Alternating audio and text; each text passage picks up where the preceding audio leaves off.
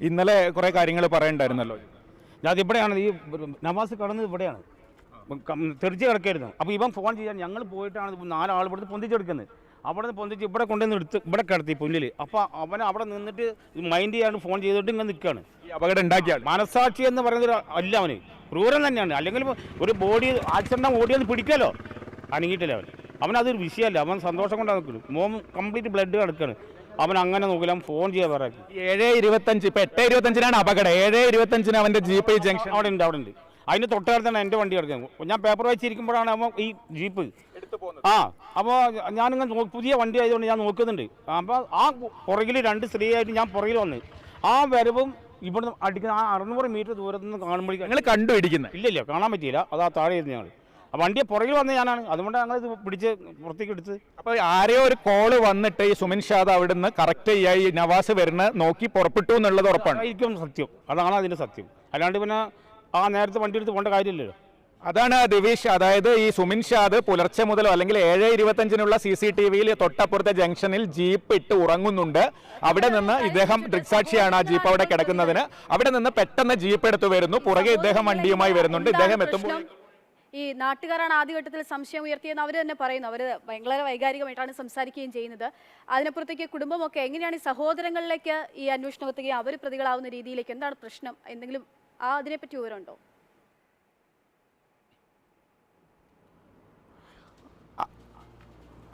പൂർവ്വ വൈരാഗ്യം എന്ന് മാത്രമാണ് ഇപ്പോൾ പോലീസ് പറയുന്നത്. അല്പസമയത്തിനകം ഡിവൈഎസ്പിയോ ജില്ലാ പോലീസ് മേധാവിയോ മാധ്യമങ്ങളെ കാണുമെന്ന് പറയുന്നുണ്ട്. അങ്ങനെയാണെങ്കിൽ കൂടുതൽ വ്യക്തത വരും. ഇപ്പോൾ പക്ഷേ വ്യക്തിവൈരാഗ്യം എന്ന് മാത്രമാണ് പറയുന്നത്. ഈ പ്രതികളുടെ പിതാവിനൊരു ഹോട്ടലുണ്ട്. അതിന് എതിർവശത്ത് നവാസിന്റെ ഭാര്യയുടെ ഉടമസ്ഥയിൽ ഒരു കടയും ഉണ്ടായിരുന്നു. എതിർവശത്താണ് ഇവരുടെ കടകൾ. അപ്പോൾ ഇവർ തമ്മിൽ നേരത്തെ എന്തെങ്കിലും പ്രശ്നമുണ്ടോ എന്നുള്ളത് പോലീസ് തന്നെ വ്യക്തമാക്കേണ്ടതുണ്ട്. ഈ പൂർവ്വ വൈരാഗ്യം എന്താണെന്നുള്ളതിനെ കുറിച്ച് എന്തെങ്കിലും ധാരണ? വൈരാഗ്യം എന്ന് പറഞ്ഞു വെച്ചാൽ ഈ നവാസ് ഈ നാട്ടിലൊരു പൊതുവായിട്ട് ജനങ്ങളുടെ ഒരു സ്വീകാര്യ ഒരു വ്യക്തിയാണ്. കാരണം ഒരാളായിട്ട് ഒന്നുകൊണ്ട് മറ്റവർക്ക് ദേഷ്യം വരേണ്ട ഒരു സാഹചര്യം. അത് ഇവർ മുമ്പിൽ അവിടെ എന്തോ ഒരു ചെറിയൊരു ഈ സംഭവങ്ങൾ ഉണ്ടായിട്ടുണ്ട്. അത് പൊതുവായിട്ട് ജനങ്ങൾക്ക് അത് പൂർണ്ണമായിട്ട് അറിയാം. എന്നാലും എന്നോട് ഇതിൻ്റെ ഇടയ്ക്ക് കഴിഞ്ഞൊരു ദിവസം എന്നോട് പറഞ്ഞിട്ട് ഒന്ന് കാണണം, എനിക്ക് കുറച്ച് കാര്യങ്ങൾ സംസാരിക്കണം എന്ന് നവാസ് പറഞ്ഞിരുന്നു. പിന്നെ ആ സമയം കഴിഞ്ഞിട്ടാണ് ഈ അപകടങ്ങളോട് വരുന്നത്. ഈ സംഭവം നടന്നിട്ട് ഈ ആളിതാ സെൽഫി എടുക്കുകയാണ്. ഈ ആക്സിഡൻറ്റ് കഴിഞ്ഞിട്ട് ഒരു സെൽഫി എടുക്കുകയാണ്. ഈ സെൽഫി ആക്സിഡന്റ് കഴിഞ്ഞിട്ടുള്ള ഫോട്ടോ ആണ്. ഇതാ വണ്ടീൻ്റെ ഫ്രണ്ട് ഇതാ അതേ കണ്ടീഷനിൽ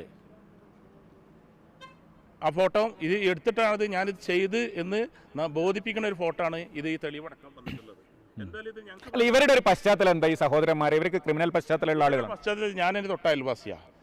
ഇവർക്ക് വെച്ചാൽ ശരിക്കും പറഞ്ഞാൽ ഇവരെ ഈ പശ്ചാത്തലം എന്ന് പറഞ്ഞാൽ ഈ പിന്നെ മയക്കുമരുന്ന് ആ ഏരിയയിൽ വ്യാപകമാണ്. അതിലൊക്കെ മുൻ കണ്ണികളായിട്ട് ഇവരുണ്ട്. അതിലൊക്കെ ഈ കാര്യങ്ങളൊക്കെ ബന്ധപ്പെട്ട് ഒരു പ്രാവശ്യം നവാസ് ചോദ്യം ചെയ്തിട്ടുണ്ട്. നവാസ് ചോദ്യം ചെയ്തപ്പോൾ നവാസ് ഒരു പ്രാവശ്യം എന്നോട് പറഞ്ഞു വെച്ചാൽ ഇങ്ങനെയുള്ള സംഭവം നടക്കുന്നുണ്ട്, അതിലും ശ്രദ്ധയിൽ വരണം എന്ന് പറഞ്ഞപ്പോൾ ഞാൻ പറഞ്ഞ എന്താണെന്ന് ചോദിച്ചപ്പോൾ ഞാനത് ഇവൻ ഈ സംഭവങ്ങളൊക്കെ പറഞ്ഞു MD-യുമായി ബന്ധപ്പെട്ട വിഷയങ്ങൾ അത് ചോദ്യം ചെയ്തപ്പോൾ ഞങ്ങളോടൊന്ന് കളിക്കാൻ നിൽക്കണ്ട, കളിച്ചാൽ ബുദ്ധിമുട്ടാവുമെന്ന് ഇതിന് മുമ്പ് ഈ പ്രതികൾ പറഞ്ഞിട്ടുണ്ട്. നവാസ് നിങ്ങളോട് പറഞ്ഞിട്ടുണ്ട്? എന്നോട് പറഞ്ഞിട്ടുണ്ട് ഈ സംഭവം ഇങ്ങനെ സംഭവം ഉണ്ട് എന്നുള്ള കാര്യം. കാരണം ഞാൻ ഇവിടുത്തെ യൂണിയൻ്റെ സെക്രട്ടറി എന്ന നിലയ്ക്ക് എന്നോട് പറഞ്ഞിട്ടുണ്ട്. ഓട്ടോ യൂണിയൻ്റെ സെക്രട്ടറി എന്ന നിലയ്ക്ക് എന്നോട് പറഞ്ഞിട്ടുണ്ട്.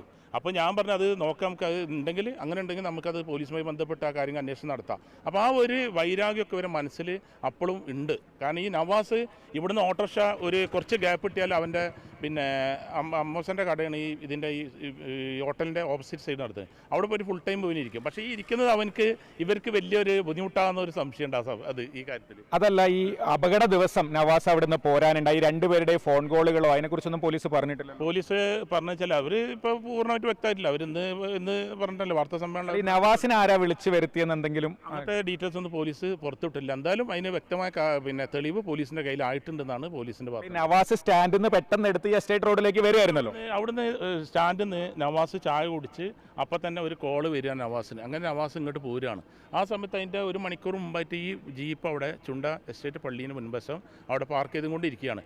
അപ്പോൾ ഇതെന്തോ അതിൻ്റെ ഇടയ്ക്ക് ഇന്നലെ പിന്നെ ഉണ്ടായ 2 പ്രതികൾ മാത്രമല്ല, അതിൽ ഗൂഢാലോചന നടത്തിയ അതിൻ്റെ ബാക്കിൽ കളിച്ച വേറെ വ്യക്തികളുണ്ട്. അവരെയും കൂടി നിയമത്തിൻ്റെ മുമ്പിൽ കൊണ്ടുവരണം. അതാണ് എനിക്ക് പറയാനുള്ളത്. ദിവേഷ്, അതാണ് ഈ 2 പ്രതികളല്ല, വേറെ എന്തൊക്കെയോ ഇതിന് പിന്നിൽ ഉണ്ടെന്ന് പറയുന്നു, മയക്കുമരുന്നുമായി ബന്ധമുണ്ടെന്ന് പറയുന്നു. എന്തായാലും പോലീസ് ഇക്കാര്യങ്ങൾ പുറത്തുവിടുമെന്നാണ് നമ്മൾ പ്രതീക്ഷിക്കുന്നത്. അതോടുകൂടി കൂടുതൽ വ്യക്തത കൈവരും.